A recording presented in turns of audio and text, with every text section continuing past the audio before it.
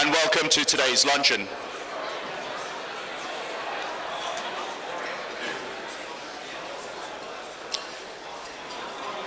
My name is Frank Montero, and I'm the president of the Hong Kong Canada Business Association here in Toronto.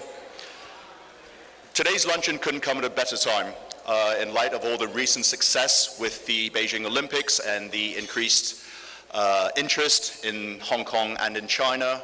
What better time to have a luncheon such as this? We're proud to be one of the co-organizers of today's event, the Hong Kong CBA, along with the Ontario Chamber of Commerce, the OCC, and it's hosted today by Investhk Hong Kong and the Hong Kong Economic and Trade Office. Now, please bear with me. I usually like to ad-lib a lot of this, but there's been a lot of changes today, so I'm reading off a list that I've had to make up.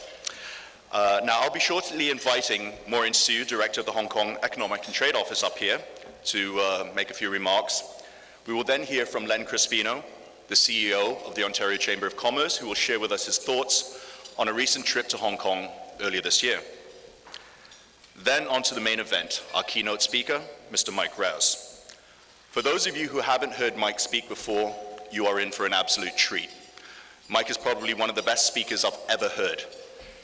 He could take the most boring subject in the world and make it sound interesting, and I can guarantee this. No pressure, Mike.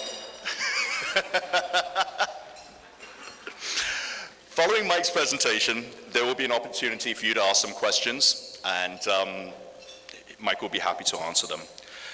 Now, I would quickly like to acknowledge some of our dignified guests here today. And again, bear with me, this list was given to me in great handwriting. We have Godwin Chan, Councillor Ward 6, Town of Richmond Hill. David Cohen, Councillor Ward 3, Town of Richmond Hill. Ross Cronin, General Manager of Sales, Eastern Canada, Cathay Pacific Airways. Chin Lee, City Councillor, City of Toronto. Michael Lim, Marketing Manager, Hong Kong Tourism Board. Bill Maheras, Deputy Director Overseas and Trade Commissioner, Foreign Affairs and International Trade, Canada.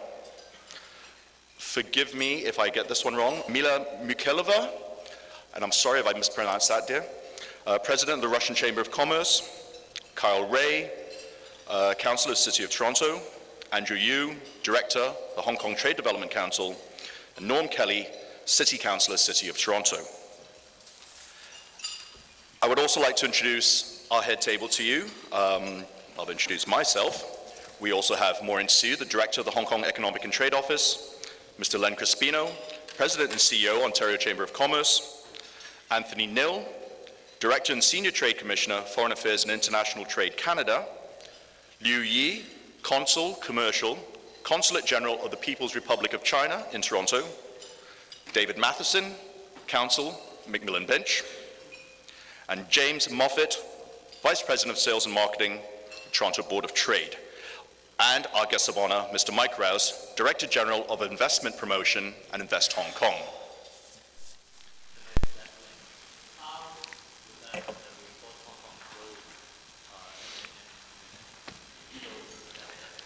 Yes, they've actually made up their minds that it's going to be a separate route, a separate track, which will push up the cost, but the Hong Kong government's got a lot of money, so they're prepared to pay for it. And the speed of connection to Guangzhou, it's already pretty good. It's about an hour and a half, hour and 40 minutes now, but it will get very much faster with the new dedicated track from Shenzhen through to West Kowloon, I think. Yeah, the terminus will be, I think, probably start next year.